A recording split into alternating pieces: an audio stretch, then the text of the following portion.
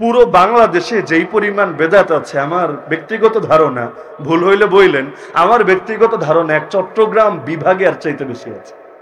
চট্টগ্রাম বিভাগ বেদাতের রাজধানীতে পরিণত হয়েছে এবং এমন একটা দেশে এসে আমরা পড়েছি এইখানে ল্যাংডা পীর ও মুরিদ পায়। কি জানেন না আপনারা, ল্যাংডা পীর ও মুরিদ পায়। এর চাইতে বড় আফসোসের বিষয় কি হয়, রাস্তাঘাটে কিছু পাগল টাগল ঘোরে, যেগুলোর নামাজ রোজা কোনো কিছুর কোনো খবর নাই। কিছু লোক দেখবেন এইগুলোর পিছে ঘুরঘুর করে। এদের আকীদা হইল, আরে মসজিদের ইমাম আর কত বড় হুজুর, মাদ্রাসার মুহতামিম সাহেব আর কত বড় হুজুর, কিন্তু এরা এক একজন ওলি, গাউস, কুতুব, আবদাল। এরা খুশি তো আল্লাহ খুশি, আর এরা পক্ষে থাকা মানে আল্লাহই পক্ষে থাকা। কে আছে না এমন লোক? নাকি নাসিরনগরে নাই মনে হয়, বিবারিয়ায় নাই মনে হয়? পুরো বাংলাদেশে যেই পরিমাণ বেদাত আছে, আমার ব্যক্তিগত ধারণা, ভুল হইলে বইলেন, আমার ব্যক্তিগত ধারণা এক চট্টগ্রাম বিভাগে আর চাইতে বেশি আছে। চট্টগ্রাম বিভাগ বেদাতের রাজধানীতে পরিণত হয়েছে এবং যেদিন এই চট্টগ্রাম বিভাগকে বেদাত মুক্ত করা যাবে ইনশাআল্লাহ সুম্মা ইনশাআল্লাহ, সেদিন গোটা দেশের মধ্যে সুন্নতের পতাকা পথপথ করে উঠবে। এই একটা বিভাগ নিয়ে বড় টেনশন, একেবারে এদিকে বিবারিয়া আর ওদিকে কক্সবাজার, পুরো অঞ্চলটা টান দেন। যদি এখানে কওমি মাদ্রাসাগুলো থেকে কিছু আলো না ছড়াতো, আর ওলামায়ে কেরাম হাজারো গালি খাওয়ার পর, হাজারো মাইর খাওয়ার পর, হাজারো ষড়যন্ত্রের শিকার হওয়ার পরও হাল না ছেড়ে মেহনত চালিয়ে না যেতেন, তাহলে আল্লাহই ভালো জানেন এগুলোর পরিস্থিতি কতটাই ভয়াবহ হতো। হ্যাঁ, আমাদের সিলেটেও বেদাত নাই এমন না, আছে, কিন্তু এক চিটাগাংয়ের বেদাত দেখলে আমার নিজেরও ডর করে। হালত গুলো এমন, বাংলাদেশের যতগুলো সেলিব্রিটি বক্তা আছে বেদাতীদের, খেয়াল করলে দেখবেন প্রায় সবগুলোই চিটাগাং বিভাগে। নাকি ভুল বললাম আমি? আপনাদের দায়িত্ব কিন্তু অনেক বেশি। আরে আমরা তো একদিন 80 বছরে ধরেন, কিন্তু একদিন এসে বারুদ কি করে, বারুদে একটা ঘষা দিয়ে যায়, আগুনটা জ্বলে যায়। সেই এক আগুন দিয়ে অনেক সময় 1000 বছর আগুন প্রজ্বলিত হতেই থাকে। তা আমরা এসে শুধু একটু ঘষা দিয়ে যাব, আগুনে প্রজ্বলিত হবেন আপনারা। এই আগুন দিয়ে সব শিরিক আর বেদাতকে পুড়িয়ে ছাই করে দিতে হবে। হ্যাঁ, এটা আবার বেদাতিরা ভয় পাওয়ার দরকার নেই। আমি কি ওদের ঘরবাড়ি পোড়ানোর হুমকি দিলাম কিনা? না না, আমরা হুমকি ধমকির পক্ষে নাই। আমরা দলিলে বিশ্বাসী, আমরা যুক্তিতর্কে বিশ্বাসী, আমরা সদা সর্বদা ওদের সঙ্গে ডিসকাস করতে, ডিবেটে বসতে, আলোচনা পর্যালোচনার দ্বারা সমাধান করতে বিশ্বাসী। কিন্তু ওরা তো গালি ছাড়া আর হুমকি ধমকি ছাড়া আর পেছনে সদর দরজা দিয়ে এসে ষড়যন্ত্র করা ছাড়া কোনো কিছুতেই বিশ্বাসী না। আমগরে গালি দেয় ওয়াহাবি, তার মানে ওরা কি লাহাবি? ওয়াহাব কার নাম? ওয়াহাব কার নাম? এই দোয়া পারেন না এমন একটা লোক নাসিরনগরে থাকার কথা না। রব্বানা লা তুজিগ কুলুবানা বাদা ইয হাদাইতানা ওয়া হাব লানা মিন লাদুনকা রাহমা ইন্নাকা আনতাল ওয়াহ্হাব। ওয়াহাব মানে হলো মহান দাতা। আল্লাহ তাআলার 99 নামের একটা নাম এটা। ছোট ছোট বাচ্চাগুলো এই নামটা মুখস্থ করে বড় মহব্বতের সাথে। যেই নামগুলো মুখস্থ করলে জান্নাত পাওয়া যায়। ইন্না লিল্লাহি তাআলা 99 ইসমা মান আহসাহা দাখালাল জান্নাহ। আল্লাহর রয়েছে 99টা নাম, যে এগুলো মুখস্থ করবে সে জান্নাতে প্রবেশ করবে। তো 99 নামের একটা নাম কি বলেন না সবাই? নাম কি? ওয়াহাব। ওয়াহাব অর্থ হলো মহান দাতা। দাতা একমাত্র কে? আমরা কেউ দাতা না, আমরা ওসিলা মাত্র। আমরা মাদ্রাসায় আমাদের ছাত্রদেরকেও বুঝাই, দেখো ছেলেরা, আমরা জ্ঞানের দাতা না, তোমাদেরকে দেওয়ার মতো কোনো যোগ্যতা আমাদের নাই। আমরা চেষ্টা করতে পারবো, তোমরাও চেষ্টা করতে পারবা, কিন্তু দেওয়ার মতো যোগ্যতা আমাদের নাই, নেওয়ার মতো যোগ্যতাও তোমাদের নাই। আরে দেওয়ার নেওয়ার আসল মালিক তো আল্লাহ। আল্লাহ যদি ফয়সালা করেন আমরা দিতে পারবো, আল্লাহ যদি ফয়সালা করেন তোমরা নিতে পারবা। সুতরাং খালি আমাদের খুশি করার চেষ্টা করো না, আরে এর চাইতেও বেশি আল্লাহরে খুশি রাখার চেষ্টা করো। গুনাহ করে করে যদি আল্লাহর নারাজ করে ফেলো, দুনিয়ার সব হুজুর মিলে চেষ্টা করলেও তোমারে আলেম বানাতে পারবে না। তো ওয়াহাব কে? বলেন না ওয়াহাব কে? কোরআন আয়াত দ্বারা প্রমাণিত। এখন যখন গালি দেয় ওয়াহাবি, মানে ওয়াহাব শব্দের সঙ্গে একটা ইয়া যোগ করেছে, হয়েছে ওয়াহাবি। অর্থ কি হয় জানেন? আল্লাহ ওয়ালা। অর্থ কি হয়? অর্থ কি হয়? আল্লাহ ওয়ালা। রব্বানি মানে যেমন রবওয়ালা। হক্কানির দুই অর্থ, একটা হলো হকপন্থী আর একটা হলো আল্লাহর নামও আছে হক। তো হক্কানির একটা অর্থ হকওয়ালা, আল্লাহওয়ালা, রহমানওয়ালা, রাহিমওয়ালা, রবওয়ালা। একই ধরনের শব্দ ওয়াহাবি, ওয়াহাবওয়ালা মানে আল্লাহওয়ালা। আচ্ছা, আপনি যখন আমারে গালি দিচ্ছেন বুঝছেন আল্লাহওয়ালা, তার মানে আপনি শয়তানওয়ালা। কারণ দুই বিপরীত জিনিসের একটা যদি আমার ব্যাপারে দাবি করেন, অটোমেটিক আর একটা আপনার জন্য প্রযোজ্য হয়। এক আঙ্গুল তুলবেন আমার দিকে, বাকি তিনটা কিন্তু অটো ঘুরে যাবে আপনার দিকে।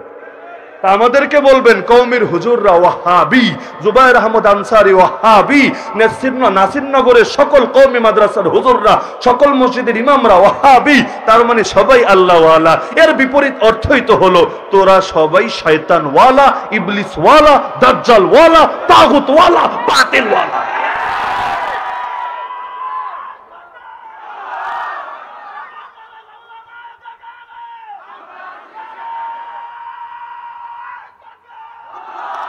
মাশাআল্লাহ মাশাআল্লাহ, আল্লাহ তাআলা মুরব্বি তাকে জান্নাতুল ফিরদাউসে আলা মাকাম দান করুন। তো এই কারণে আমি ওদেরকে বলি লাহাবি। লাহাব মানে বুঝেন, সূরা আছে না, তাব্বাত ইয়াদা আবি লাহাবি ওয়া তাব, জাহান্নামের লেলিহান শিখাকে বলা হয় লাহাব। আবু লাহাবকে আবু লাহাব কেন বলা হয়? কারণ একটা কারণ হলো আল্লাহ তাআলা তারে জাহান্নামের লেলিহান শিখা দিয়ে পোড়াবেন, এটা দিয়ে তারে আযাব দিবেন, শাস্তি দিবেন। তো ওরা আমাদের বলে ওয়াহাবি, এর মানেই হইল ওরা লাহাবি। এখন থেকে সুন্নি টুন্নি বলবে না, ডাইরেক্ট লাহাবি। সুন্নি কি? বেদাত মেনে আবার সুন্নি হয় কিভাবে? সুন্নত মেনে না সুন্নি হতে হয়। বাংলাদেশ বড় অদ্ভুত এক দেশ, এখানে দেখবেন অনেক কালা, একেবারে কালা কুসকুসা, নাম হইল লাল মিয়া, নাম হইল সুন্দর আলী, হয় না অনেক সময়? আবার কোন জায়গায় দেখবেন নাম একটা, কাম ঠিক তার উল্টা। তো এখন কাম করে বেদাত আর নাম দিয়েছে সুন্নি, নাম দিয়েছে আহলে সুন্নাত ওয়াল জামাত।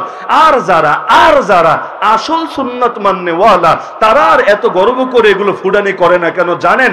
বাংলা একটা কথা আছে, খালি কলসি খালি কলসি বাজে বেশি। কলসি যখন ভরে আওয়াজ এমনিই কম হয়। আমরা নিজেদের ব্যাপারে এত বড় বড় শব্দও তো বলতে অনেক সময় ভয় লাগে। আরে অনেক ইমাম, যেমন ইমাম হাসান বসরি রাহমাতুল্লাহ আলাইহি, তারা জিজ্ঞেস করা হলো আপনি খাঁটি মুমিন কিনা? তিনি বললেন ইমানের দুইটা অর্থ।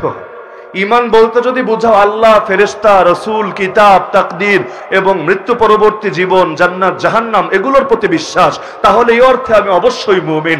আর যদি ইমান বলতে তুমি বুঝাও সেই আয়াত, ইন্নামাল মুমিনুন আল্লাযীনা ইযা যুকিরাল্লাহু ওয়াজিলাত কুলুবুহুম ওয়া ইযা তুলিয়াত আলাইহিম আয়াতুহু যাদাতহুম ঈমানা ওয়া আলা রাব্বিহিম ইয়াতাওয়াক্কালুন। আরে মুমিন তো তারা যাদের সামনে আল্লাহর আলোচনা হলে তাদের অন্তর আল্লাহর ভয়ে বিগলিত হয়ে যায়, যাদের সামনে কোরআন তেলাওয়াত হলে তাদের ঈমান খালি বাড়ে আর বাড়তে থাকে, আর তারা তাদের রবের উপর ভরসা রাখে।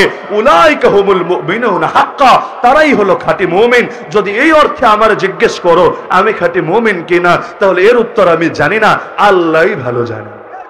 তো নিজেদের ব্যাপারে তো আমাদের বলতে অনেক সময় এই কারণে ভয় হয় যে আমি তো নিজের ব্যাপারে বড় কিছু দাবি করলাম, আল্লাহই তো ভালো জানেন আমার দাবিটা আসলে বাস্তবসম্মত কিনা। এ কারণে দেখবেন অপরাধ করে নিজে যদি আগে আরেকজনকে গালি দিয়ে দিতে পারেন, তাহলে অনেক সময় নিজে গালি খাওয়ার ঝুঁকিটা কমে যায়। আমরা আগে দেখতাম ওই যে কোরবানি হয় না ঢাকা শহরে, কোরবানির দিন এত পরিমাণ কসাই পাবে কোথায়? যেই পরিমাণ কোরবানি হয়, এক এক বিল্ডিং এ 50টা 60টা পর্যন্ত কোরবানি হয়, এত কসাই তো আর পাওয়া দুনিয়াতে সম্ভব না। এখন কোরবানির দিন আসলে সব রিক্সাওয়ালা, সব অটোওয়ালা, সব সিএনজিওয়ালা, সব না হলেও বড় একটা অংশ মোটামুটি অটো কসাই হয়ে যায়। কিন্তু আসল কসাইয়ের মতো অভিজ্ঞতা কি তাদের থাকবে? আসল কসাই দেখবেন দুইজনে মিলে, তিনজনও লাগে না, দুইজনে মিলে আস্ত একটা গরুরে শুয়ে জবাই করে সব কাজ শেষ করে ফেলেছে। আর নকল কসাই 8 জন মিলে ধরলেও অনেক সময় জবাইয়ের মাঝখান দিয়ে গরু লাফ মেরে উঠে দাঁড়িয়ে গেছে। তো এখন আমরা কমন একটা অভিজ্ঞতা ছাত্র জামানায় বারবার দেখেছি। এখন যদি এমন হয় যে বাই চান্স কসাই অভিজ্ঞ না, ভালো মতো বাঁধতে পারে নাই বা ধরতে পারে নাই, জবাইয়ের মাঝখানে বলেন অথবা জবাইয়ের আগ দিয়ে বলেন লাফ মেরে উঠে গেছে, তখন কমন একটা ডায়লগ এরা মেরে দেয়। কোত্থেকে যে প্রশিক্ষণ পেয়েছে আল্লাহ ভালো জানে। কমন ডায়লগ মারে, ওই হুজুর জবাই করতে পারো না ঠিক মতো, আর তোমার কারণেই তো এই ঝামেলাটা হলো, তুমি এখানে এসে এই দিকে পারাপারি করো আড়াআড়ি করো, তোমার কারণে ঠিক মতো ধরতেও পারি না, এজন্য গরুটা উঠে দাঁড়িয়ে গেছে। তো এখন শান্তশিষ্ট হুজুর যদি হয়, অনেক হুজুর আছে না নম্র ভদ্র, কারোর সাথে কোনো ঝামেলায় নাই, দাদা আমি সাথে পাচে কিছুতেই নাই, এমন যদি হয়, এখন করবেটা কি? বড় ঝামেলায় পড়ে যায়, বোঝে তার কোনো দোষ নাই, দোষ ওদের, ওরা প্রফেশনাল না, এই কারণে এমনটা হচ্ছে। কিন্তু এখন মানুষও কি বলবে? আর যে গরুর মালিক সেও কনফিউজড হয়ে যায়, সেও হুজুরের কখনো দুই এক কথা শোনায়, কখনো না শুনালেও মনে কষ্ট পায়, বড় বিপদে পড়ে যায়। আর যদি চালু হুজুর হয়, চালু হুজুর আছেন আলহামদুলিল্লাহ আছে, কসাই কিছু বলার আগেই ওরে দুইটা ঝাড়ি ভেঙে দেয়। তাহলে সুবিধা কি? যে আগে মারবে সেই তুলনামূলক সুবিধাজনক অবস্থানে থাকবে, তার উপর অপবাদটা কম আসবে। বাস্তবে কে অপরাধী এটার চাইতো আগে কে প্রতিবাদ করেছে এটা লোকে বেশি দেখবে।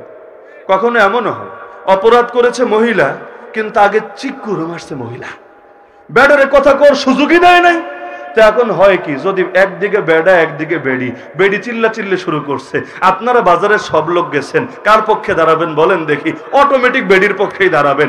আর বেডিরা তো সুবহানাল্লাহ যেই রকম সুন্দর অভিনয় করতে পারে, নাটক করতে পারে, কেঁদে কেটে ভাসিয়ে দিবে। পুরুষ চাপার জোর দিয়ে যা না পারে, বেডিরা আলহামদুলিল্লাহ চোখের পানি দিয়ে তার চাইতে বেশি পারে। তো দেখা যাবে সব হিরোরা গিয়ে তার পক্ষে দাঁড়িয়ে গেছে, আর বাস্তবে যদি ভিকটিমও হয় কিন্তু বেডা লোকটা ফেসে গেছে। অনেক সময় বেডা লোকরা নারী নির্যাতন মামলা ফাও খায়, কিচ্ছু করে না, ফাও একটা মামলা খায়। প্রথমে নিজে একটু রহম দিল হয়, অপরাধ যদি আমার বউয়ের, কিন্তু বউয়ের নামে আমি গিয়ে কি আগে জিডি করব? আমি গিয়ে কি আগে মামলা ঠুকে দিব? থাক, কষ্ট পেয়েছে আমি একা পাই, আমার বাচ্চার মায়েরে আমি কষ্ট না দিই। নিজে খুব বেশি রহমত দেখাতে গিয়ে দুদিন পরে দেখা যায় এমন কেস খায়, একদিকে মান সম্মান যায় আর একদিকে টাকা পয়সা। তো এখন এই ঝামেলাগুলো, এগুলো থেকে ভালো একটা শিক্ষা ওরা নিয়েছে। যতগুলো সুন্দর সুন্দর নাম, সবগুলো নাম আগেভাগে দখল করে ফেলেছে, যাতে করে আপনি খারাপ কিছু ওরে বলতে না পারেন। আর এগুলো দখল করে উল্টো আপনারই গালিগালাজ শুরু করেছে। যেমন দেখবেন যুগের ইয়াজিদদের দালালি করে ওরা, কিন্তু আপনাদেরকে গালি দেয় ইয়াজিদি বলে। আর হুসাইন রাদিয়াল্লাহু আনহু কারবালার প্রান্তরে গিয়েছিলেন কিসের জন্য? একমাত্র জবাব, দ্বিতীয় কোনো জবাব নাই, একমাত্র জবাব খেলাফতকে সহি মানহাজে পুনরুদ্ধার করার জন্য। হুসাইন রাদিয়াল্লাহু আনহু কিসের জন্য গিয়েছিলেন? খেলাফত পুনরুদ্ধারের জন্য। আর ইয়াজিদ কি করেছিল?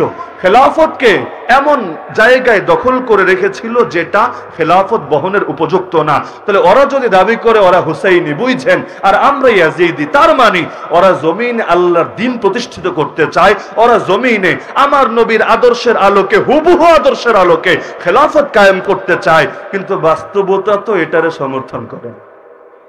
বাস্তবতার আলোকে দেখা যায় আলহামদুলিল্লাহ সুম্মা আলহামদুলিল্লাহ 1924-এ একেবারে আইনগতভাবে খেলাফত বিলুপ্তির পরে 100 বছর হওয়ার আগেই যাদের হাত ধরে আবারও পৃথিবীর বুকে ইসলামের শাসন প্রতিষ্ঠিত হয়েছে, তারা ওদের দলের কোনো সদস্য না, তারা উলামায়ে দেওবন্দেরই আদর্শিক সন্তান। এই যে ইমারত ইসলামিয়ার মধ্যে ইসলাম প্রতিষ্ঠিত হলো, এবং এর দ্বারা শুধু আখিরাতের সুবিধা না, দুনিয়ার বুকেও আল্লাহ তাআলা তাদেরকে এগিয়ে নিল। এত বছর যুদ্ধ করার পর চলতি প্রান্তিকে দুনিয়ায় সবচাইতে বেশি র্যাঙ্কিং করেছে যেই দেশের মুদ্রা, সেই দেশের নাম আমেরিকা না, সেই দেশের নাম ইউরোপ না, সেই দেশের নামই এই মোল্লাদের আফগানিস্তান। তো এখন দেখা যাচ্ছে দুনিয়ার বুকে ইসলামের শাসন প্রতিষ্ঠার জন্য চেষ্টা চালাচ্ছে এবং সফলতার মুখ দেখেছে কওমিরা। তোমরা কোথায় করেছো আমার জানা নাই, যদি করে থাকো তোমাদের ডকুমেন্ট থাকে জানো আমাদেরকে। কিন্তু আমরা তো উল্টোটাই দেখি, সব ক্ষেত্রে দালালি করতে করতে, সব ক্ষেত্রে পা চাটতে নিজেদের জিহ্বাগুলোরই ক্ষত করে ফেলেছো। আর এখন দিন শেষে এসে নিজের হুসাইনি বলে কিসের তৃপ্তির ঢেকুর তুলছে। সারাদিন মনে করেন সিরিয়াল লাগায় রাখে কলিকাতা হারবালে, দিন শেষে আইসা বলে সুপুরুষ আমরা, আসল পুরুষ আমরা, পুরুষের মতো পুরুষ আমরা। এর চাইতে হাস্যকর বিষয় কি হতে পারে? তো এখন ওলামায়ে দেওবন্দ তো আলহামদুলিল্লাহ নম্র ভদ্র বিনয়ী, তারা এত মাইকিং করে বেড়ায় না আমরা এটা আমরা সেটা। এখন এই চান যে সবগুলো সুন্দর সুন্দর লকব নিয়ে গেছে ওরা, কিন্তু বাস্তবতা যাচাই করলে দেখা যায় আসল সুন্নি কি ওরা নাকি যারা সুন্নত মানে তারা? বলেন না কারা? হ্যাঁ, যদি বলে না সুন্নত তো ওরাই মানে, তা আগে সুন্নত কোনটা এটার পক্ষে প্রমাণ দাও। যেই কাজগুলো ওরা করে এগুলোর দলিল কোরআন থেকে দেখাও, এগুলোর দলিল নবীর জিন্দেগি থেকে দেখাও, এগুলোর দলিল খুলাফায়ে রাশিদিন থেকে দেখাও, এগুলোর দলিল আহলে বাইত সাহাবা থেকে দেখাও। আরে 1000 বছর পরের লোকদের দলিল তো দরকার নাই, ইসলাম তো পূর্ণাঙ্গ, আগ থেকেই পূর্ণাঙ্গ, নতুন কোন শরীয়তের আমাদের মোটেও দরকার নেই। যা না করেই আবু বকর জান্নাতি হয়েছেন, যা না করেই ওমর, ওসমান, আলী, হাসান, হুসাইন, ফাতেমা রাদিয়াল্লাহু আনহুম ওয়া আনহুন্না আজমাইন জান্নাতি হয়েছেন, সেটাই আমাদের জন্য যথেষ্ট। আমাদের নতুন কোন আদর্শ লাগবে না। আমারে বলেন তো বুঝছেন, কথা বুঝছেন, 12ই রবিউল আউয়াল বলেন, অথবা অন্য কোনো দিনে বলেন হুসাইন রাদিয়াল্লাহু আনহু জিলাপি খেয়েছেন, হালুয়া খেয়েছেন, দিবস পালন করেছেন, হ্যাপি বার্থডে ইয়া রাসূলুল্লাহ, ওয়েলকাম ওয়েলকাম ইয়া রাসূলুল্লাহ, নাউযুবিল্লাহ ইত্যাদি স্লোগান মেরেছেন, এমন একটা দলিলকেও দেখাতে পারবেন? সহি হাদিস রাখেন, জাল হাদিস থেকে দেখাতে পারবেন? বলবেন জাল আবার হাদিস হয় না, জালটা থেকেই দেন, পারেন কিনা? পারবেন না। তো এখন আমরাও তো করি না, তো এখন হুসাইনের সঙ্গে কি ওদের মেলে না আমাদের মেলে? বলেন না, ওদের মেলে না আমাদের মেলে? কেউ বলবে কেন হুজুর, করা আর না করা দুটোর একসঙ্গে আনার কি দরকার? দেখেন, নবীর অনুসরণ দুই ক্ষেত্রে করা লাগে। শুধু করার ক্ষেত্রে যদি কেউ নবীরে মানে, তারে কখনোই নবীর পূর্ণাঙ্গ অনুসারী বলে না। নবীরে করার ক্ষেত্রেও মানা লাগে, ছাড়ার ক্ষেত্রেও মানা লাগে। বলবেন এটা আবার কি কথা? দিনের মধ্যে 3টা টাইম এমন আছে যেই 3 টাইমে নামাজ পড়লে সওয়াব হবে না, গুনাহ হবে। যেমন যখন সূর্য ওঠে, যখন সূর্য ডোবে, যখন সূর্য ঠিক মাথার উপরে থাকে, এই যে 3টা টাইম, এই 3 টাইমে নামাজ পড়লে সওয়াব হবে না, গুনাহ হবে? ঈদের দিন, ঈদুল ফিতরের দিন, ঈদুল আজহার দিন আর ঈদুল আজহার পরবর্তী 3 দিন, যেগুলোকে আইয়ামে তাশরিক বলে, এগুলোতে যদি আপনারা রোজা রাখেন, আমারে বলেন তো সওয়াব হবে না গুনাহ হবে? এর দ্বারা মাকাম বাড়বে না মাকাম কমবে? তার নবীর অনুসরণ কি খালি করার বেলায় হয় না ছাড়ার বেলায়ও হয়?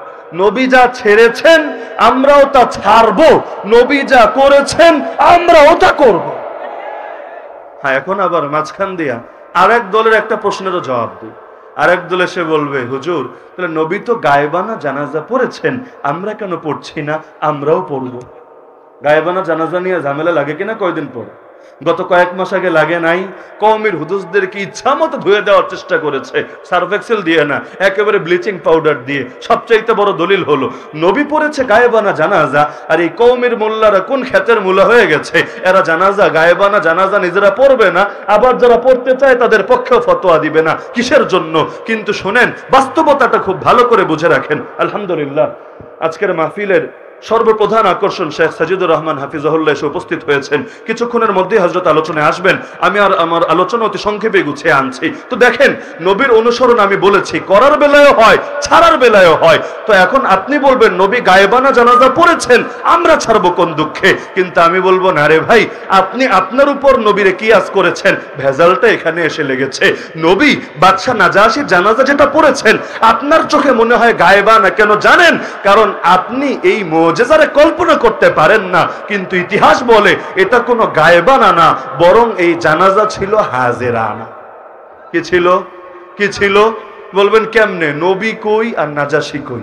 নাজাশি হাবাসায় আর নবী তার দেশে, এত দূরে, তাহলে এটা গায়েবানাই তো হবে, হাজেরানা হয় কিভাবে? কিন্তু ভাই, দূরত্ব দেখলেন আপনার চোখ দিয়ে, কিন্তু এটা জানলেন না আল্লাহ তাআলা গোটা দূরত্বটাকে মিটিয়ে দিয়েছেন তার নবীর জন্য। বাদশা নাজাশির দেশে এমন কেউ ছিল না তার জানাজা পড়াতে পারে।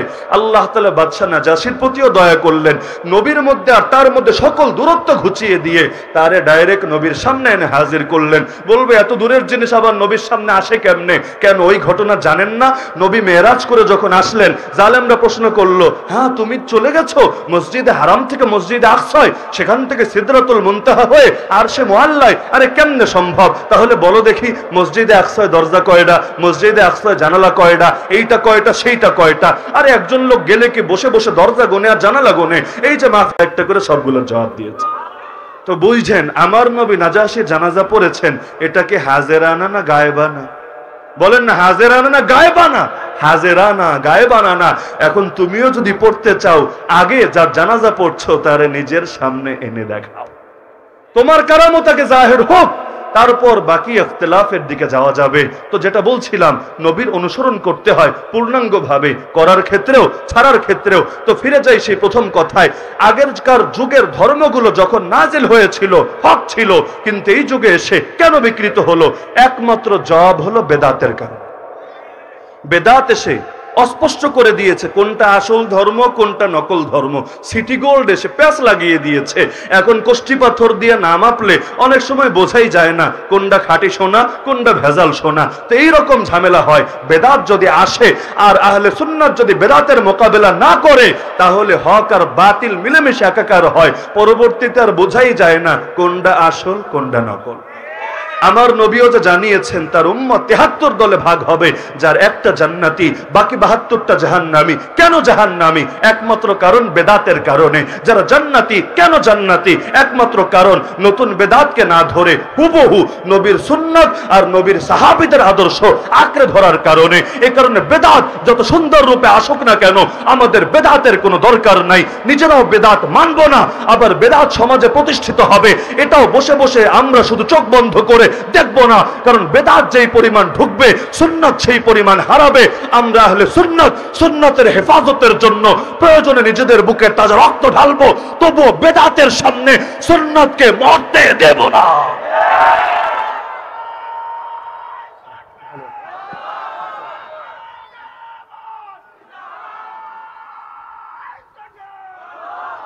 তো সুন্নাত হেফাজতের জন্য লড়াই করতে রাজি আছেন তো? নবীর একটা সুন্নতরে যদি জিন্দা করতে পারেন যেটা সমাজ থেকে হারিয়ে গেছে, আল্লাহ শহীদের সওয়াব দিবেন আপনাকে। হ্যাঁ, বেদাত যত ঢুকবে সুন্নাত সেই পরিমাণ হারাবে। করণীয়তে আসেন, বর্জনীয় ছাড়েন। নগদ উদাহরণ দেই, এই যে গত বৃহস্পতিবার যারা হ্যাপি বার্থডে পালন করেছে, এই দিন কি তারা রোজা রেখেছে নাকি এই দিন তারা হালুয়া জিলাপি খেয়েছে? অনেকেই খেয়েছে, তারাও খেয়েছে। আবার আমাদের মধ্যে কিছু ভাইও আছে মাশাআল্লাহ যারা এই মূলনীতিতে বিশ্বাসী, মাসলাক যার যার, হালুয়া জিলাপি সবার। জানেন না, এমন লোকও আছে যে মাসলাক যার যার, হালুয়া জিলাপি সবার। জিলাপির প্রশ্নে আপোষ নাই, আমরা জিলাপি মিস করতে রাজি নাই। তো এখন যেই দলের লোকেরা বৃহস্পতিবারে, বুঝেন, বৃহস্পতিবারে সকলে মিলে নবীর আশেক পরিচয় দিয়ে মহাব্বত দেখাতে গিয়ে সারাদিন বসে সিন্নি খেলো, তারা কি সাপ্তাহিক যে 2টা সুন্নত রোজা, একটা হলো সোমবারের রোজা আর একটা হলো বৃহস্পতিবারের রোজা, এই বৃহস্পতিবারের সুন্নতি রোজার উপর আমল করতে পেরেছিল? আরে বলেন না, পেরেছিল? তো নবীর মহাব্বতে জিলাপি তো খাওয়া হলো, নবীর মহাব্বতে বৃহস্পতিবারে সুন্নত রোজা রাখা তো হলো না। এমনই হয়, বেদাত যত আসে সমাজ থেকে সুন্নত ততটাই হারায়া যায়। আসেন সুন্নত ধরি, বেদাত ছাড়ি। সুন্নতেই মুক্তি, বেদাতে কোনো মুক্তি নাই। সুন্নতে শান্তি, বেদাতে কোনো শান্তি নাই। সুন্নত মানেন, সর্বযুগে ইসলাম এক থাকবে, দলাদলি হবে না, ভাগাভাগি হবে না, কিলাকিলি হবে না। আর নতুন নতুন বেদাত ধরেন, মুসলমানদের মধ্যে ফাটল ধরবে, অনৈক্য ছড়াবে, মুসলমানের দুশমনে পরিণত হবে। আল্লাহ তাআলা আমাদের সবাইকে সুন্নাহ নিয়ে বাঁচার, সুন্নাহ নিয়ে মরার, কিয়ামতের দিন খাঁটি আহলে সুন্নাতের অন্তর্ভুক্ত হয়ে হাসরের ময়দানে ওঠার তৌফিক দান করুন।